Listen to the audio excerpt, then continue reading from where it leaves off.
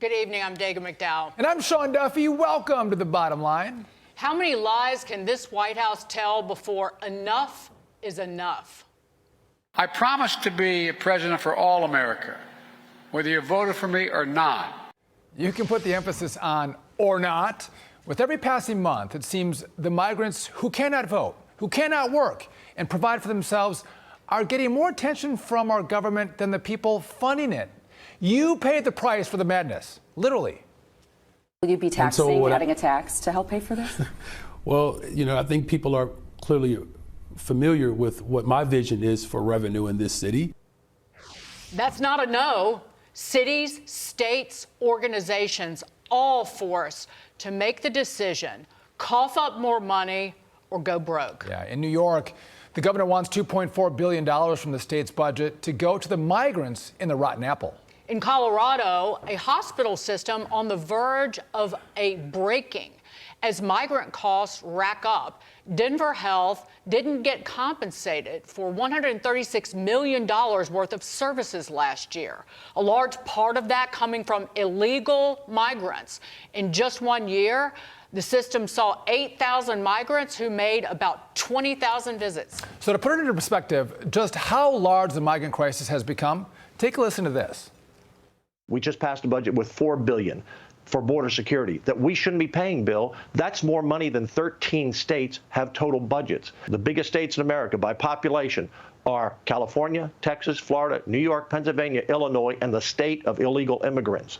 That many illegal immigrants have come into this country since Biden's become president, more than any other state except those top 6 states that I mentioned. This is a catastrophe for everybody, and we've had it.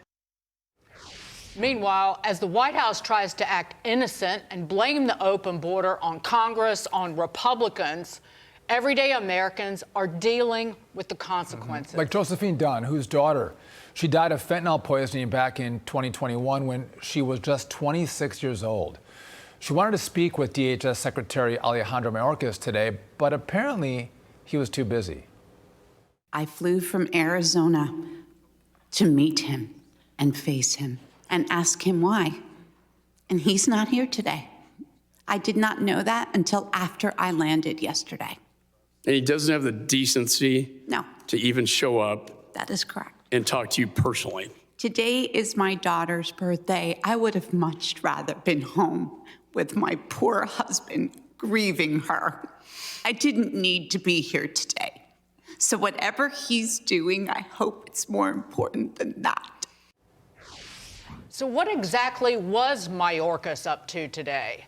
Reading off a piece of paper in a ballroom, singing his own department's praises. Our country's ability to successfully mitigate every challenge to its safety and security has always required close collaboration and good faith cooperation between all levels of government. Our partnership with many of you, your teams, and your local stakeholders has saved lives and has also saved time and money.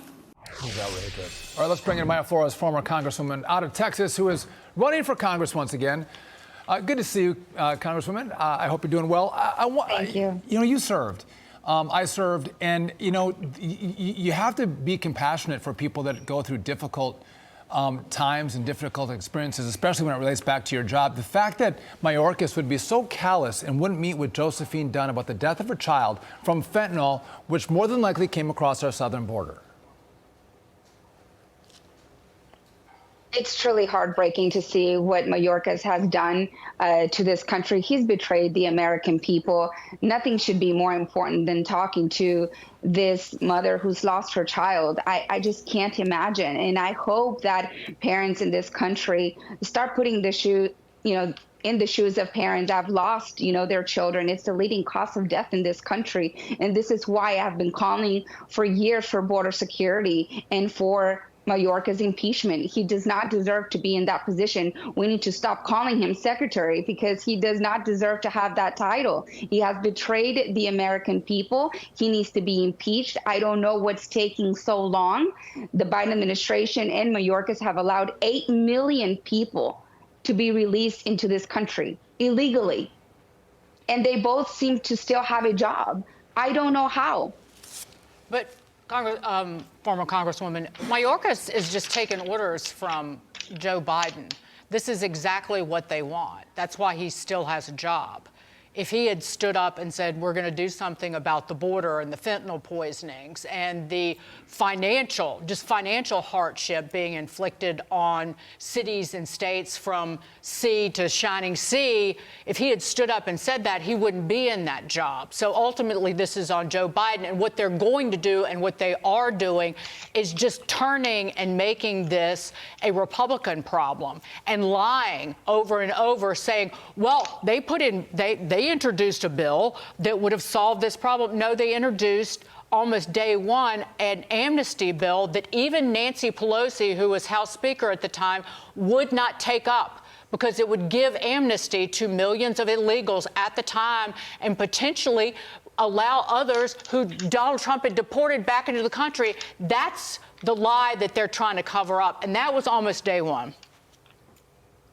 They're both responsible in the entire Democrat Party for all this because they continue to support the Biden administration's policies.